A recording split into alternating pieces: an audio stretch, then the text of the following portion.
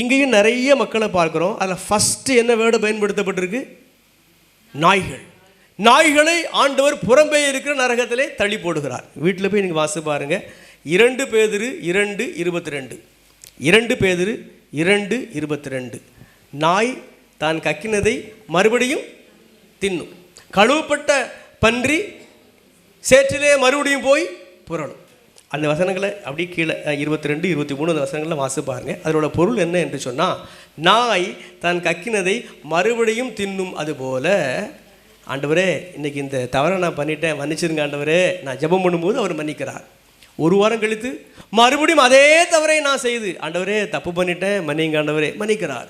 இன்னும் ஒரு 10 நாள் கழித்து அதே தவறை நான் மறுபடியும் செய்து, ஆண்டவரே நான் தப்பு பண்ணிட்டேன் மன்னிங்க ஆண்டவரே. இப்படி மறுபடியும் மறுபடியும் மறுபடியும் மறுபடியும் நான் செஞ்சால் என் பேர் நாய், உங்கள் பேர் நாய்.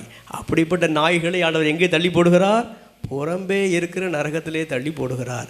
அதனால் செய்த பாவத்தை மறுபடியும் மறுபடியும் செய்யக்கூடாது. பாவங்களை விட்டுறணும்.